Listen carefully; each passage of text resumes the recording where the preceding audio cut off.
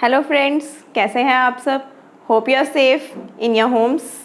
आज हम क्या करेंगे, आज हम कंटिन्यू करेंगे हमारी जर्नल एंट्रीज़ का ही नेक्स्ट पार्ट, जिसमें हम करेंगे कुछ गुड्स की एंट्रीज़ जो कि रिलेटेड हैं चैरिटी से, फ्री सैंपल से, अगर हमारा कोई लॉस होता है गुड्स का फायर से, थेफ्ट से, या हमने कोई गुड्स पर्सनल यूज़ के लिए बिजनेस से निकाली हैं। तो यहाँ पे आपको एक बात का ध्यान रखना है, जो हमारे गुड्स हैं उनको जब हम परचेज़ करते हैं तो परचेज़ अकाउंट डेबिट के फॉर्म में हम एंट्री करते हैं।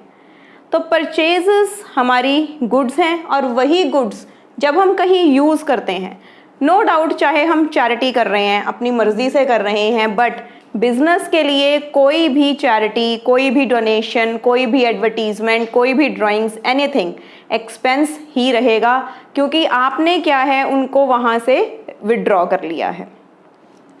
अब यहाँ पे हमारी फर्स्ट एंट्री है जैसे गुड्स गिवन एज चैरिटी। तो चैरिटी बिजनेस के लिए एक्सपेंस है, तो हम एंट्री इसकी क्या करेंगे, चैरिटी अकाउंट डेबिट। रूल क्या फॉलो हुआ यहाँ पे, debit all the expenses and losses, और क्रेडिट हम यहाँ करेंगे टू परचेज अकाउंट। अब वाई परचेज अकाउंट, क्योंकि ये गुड्स आपने सेल करने के लिए परचेज की थी और इनको आप सेल नहीं कर पाए हैं, आपने इनको चैरिटी के फॉर्म में डिस्ट्रीब्यूट कर दिया है, तो आपकी वो परचेजेस इतनी अमाउंट से कम हो जाएंगी क्योंकि आपने अपने स्टॉक को चैरिटी में दे दिया है। नेक्स्ट हमारी एंट्री है फ्री सैंपल्स। नॉर्मली कोई भी बिजनेस जब कोई न्यू प्रोडक्ट लॉन्च करता है, कोई न्यू प्रोडक्ट वो लॉन्च करता है, तो मेट्रो सिटीज़ में आप जाके देखिए कि ये जो प्रोडक्ट्स हैं वो फ्री सैंपल्स के फॉर्म में बहुत हाउसेस में डिस्ट्रीब्यूट हो जाते हैं उनका रिएक्शन स्टडी करने के लिए। तो वहाँ पे क्या है, फ्री सैंपल्स चाहे आपने डिस्ट्रीब्यूट कर दिए हैं गुड्स के, चाहे आपने एडवर्टीजमेंट के लिए किए हैं, नो डाउट आप उससे आपकी पब्लिसिटी हो रही है, बट फ्री सैंपल्स का मीन्स क्या हुआ, फ्री ऑफ एनी कॉस्ट आपने अपने उस गुड्स को बांट दिया है। तो अगर वो गुड्स आपने डिस्ट्रीब्यूट कर दिए हैं, आपको उसके बदले में कुछ भी नहीं मिल रहा है, तो आप कौन सा अकाउंट डेबिट कर सकते हैं, advertisement account debit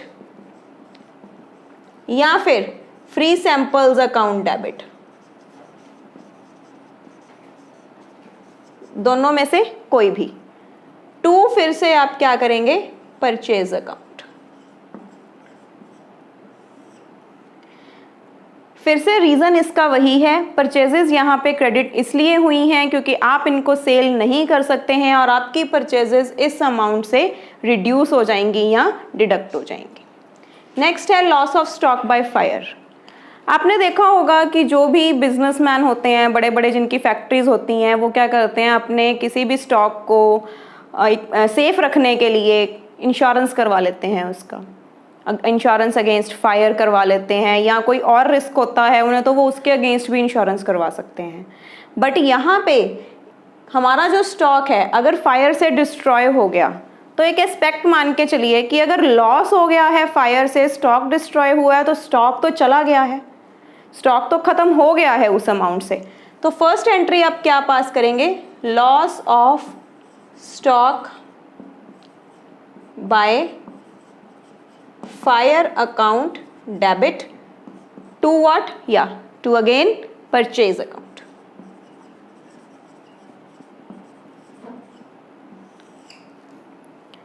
purchase account फिर से क्यों, द सेम रीजन अगेन, आपका स्टॉक इस अमाउंट से कम हो गया है, आपकी परचेजेस इस अमाउंट से कम हो गई हैं।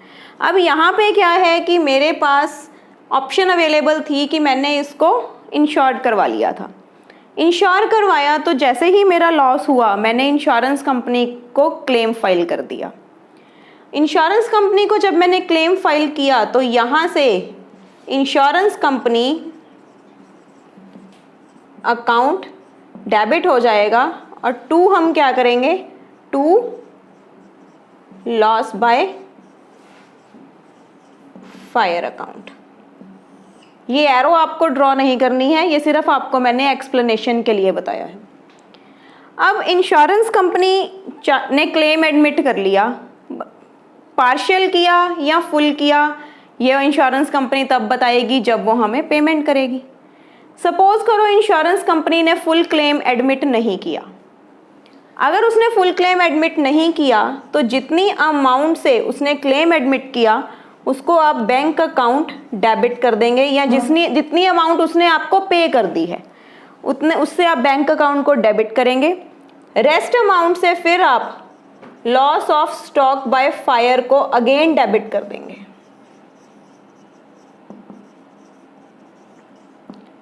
और 2 यहां पे क्या आ जाएगा, इंश्योरेंस कंपनी।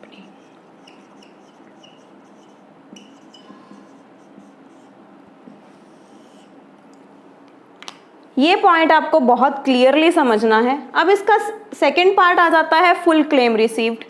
अगर सारा का सारा क्लेम मुझे रिसीव हो जाए तो यहाँ पे सिंपल एंट्री क्या पास हो जाएगी, bank account debit to insurance company account, loss of stock by fire नहीं आएगा। अब ये loss of stock by fire अगर आ जाता है, यानी कि क्लेम अगर कम रिसीव होता है, तो ये एंट्री आपके हिसाब से कहाँ जानी चाहिए, थिंक ओवर। चलिए आंसर बताते हैं। ये एंट्री आपकी जाएगी प्रॉफिट एंड लॉस अकाउंट में। ये आपकी प्रॉफिट एंड लॉस की डेबिट साइड पे ये अमाउंट अपीयर कर जाएगी। अब यहाँ पे एक वेरिएशन है। सपोज करो आपको क्वेश्चन में ये चीज़ नहीं बताई हुई कि क्लेम की अमाउंट रिसीव हुई है या नहीं हुई, तो आपने क्या करना है, एंट्री फिर सिर्फ यहाँ तक पास होगी। ये एंट्री आप पास नहीं कर सकते क्योंकि आपको नहीं पता है कि अमाउंट अभी मिली है या नहीं मिली है, या अमाउंट रिसीव ही अभी नहीं हुई है, यू आर सर्टन कि आपको अमाउंट नहीं मिली है, तो आप ये एंट्री पास नहीं करेंगे। आप क्या करेंगे, सिर्फ insurance company account debit to loss by fire account. अब ये इंश्योरेंस कंपनी डेबिट हो गई है यहाँ पे, तो जब आप फाइनल अकाउंट्स प्रिपेयर करेंगे, रिमेंबर अमाउंट रिसीव नहीं हुई है अभी, तो जब आप इंश्योरेंस कंपनी अकाउंट को फाइनल अकाउंट्स बनाते टाइम बैलेंस शीट की एसेट साइड में शो करेंगे। नेक्स्ट हमारी एंट्री है goods withdrawn for personal use. मैंने आपको अपने लेक्चर में बताया था कि एंटिटी एंड प्रोप्राइटर दोनों सेपरेट होते हैं, उनकी आइडेंटिटी सेपरेट है। बिजनेस ऑर्गेनाइजेशन और प्रोप्राइटर की एंट्रीज हम इकट्ठे नहीं कर सकते हैं। अगर प्रोप्राइटर ने पर्सनल यूज के लिए कुछ विड्रॉ किया है बिजनेस से, तो बिजनेस के लिए वो ड्राइंग्स मानी जाती हैं।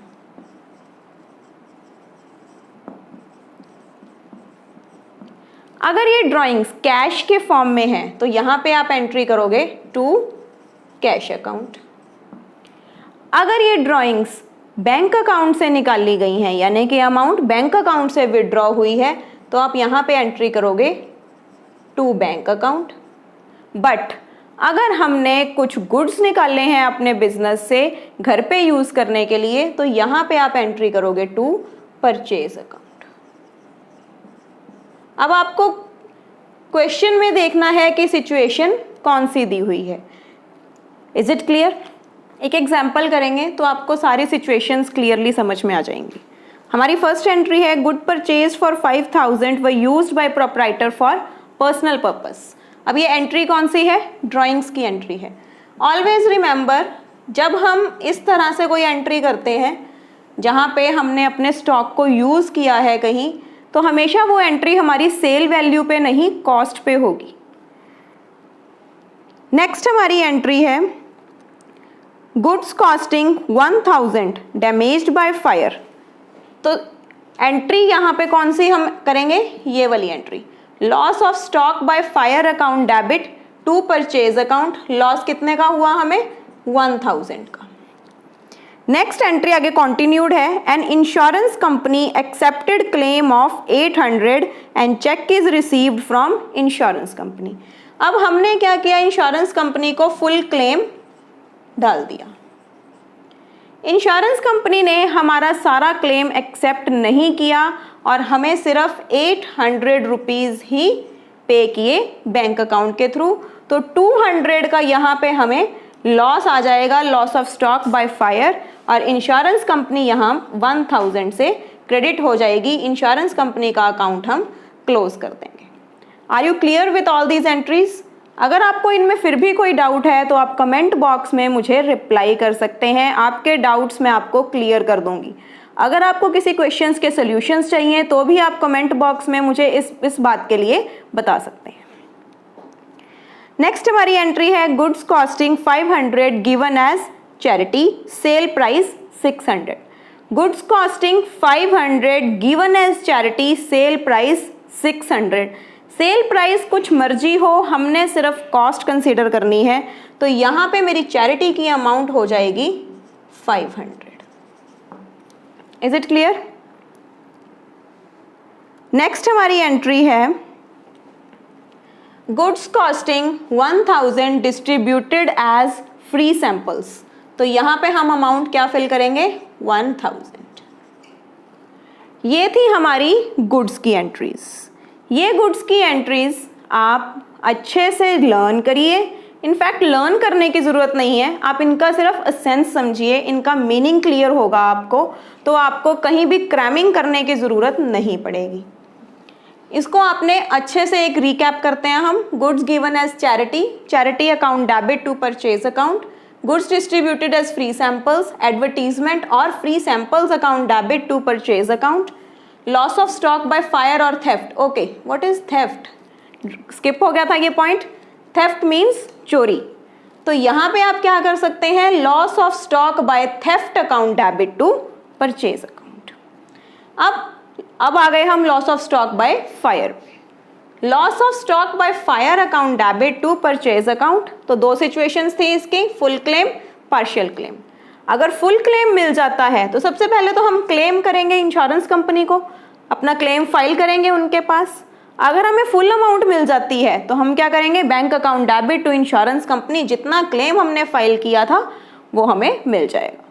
बट सेकंड कह रहा है पार्शियल क्लेम रिसीव्ड। तो जैसे हमने ये एंट्री की partial claim received, partial means जैसे यहाँ पे मुझे कुछ अमाउंट मिल गई और कुछ अमाउंट नहीं मिली, तो 800 मुझे रिसीव हो गए और 200 मैंने लॉस में वापस डेबिट कर दिए और इंश्योरेंस कंपनी को 1000 से क्रेडिट कर दिया।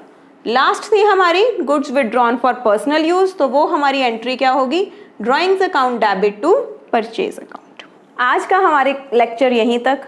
अगर आपको मेरे वीडियोस हेल्पफुल लग रहे हैं तो आप मेरे चैनल को सब्सक्राइब करें, लाइक करें मेरे वीडियोस को और बेल आइकन को प्रेस करें ताकि आपको मेरे सारे लिंक्ड वीडियोस रिसीव होते रहें। रीज़न उसका ये है कि अगर आपको नोटिफिकेशंस नहीं मिलेंगी, मेरे लेक्चर्स कॉन्टिन्यूड हैं एक ही चैप्टर के, तो आपको आसानी होगी। अगर आप बार बार उसको मतलब आपको ढूंढने नहीं पड़ेंगे कहीं भी, आपको साथ के साथ वीडियोस रिसीव होते जाएंगे। और अगर आपको किसी भी क्वेश्चन में कोई भी दिक्कत है तो कमेंट सेक्शन में मुझे कमेंट करें या फॉलो करें मुझे मेरे इंस्टाग्राम हैंडल पे, जिसका लिंक मैंने डिस्क्रिप्शन बॉक्स में दिया है। आप अपने क्वेश्चंस मुझे सेंड कर सकते हैं और आपको आपके सॉल्यूशंस मैं प्रोवाइड करूंगी। I will try my level best to solve all your problems. Thank you.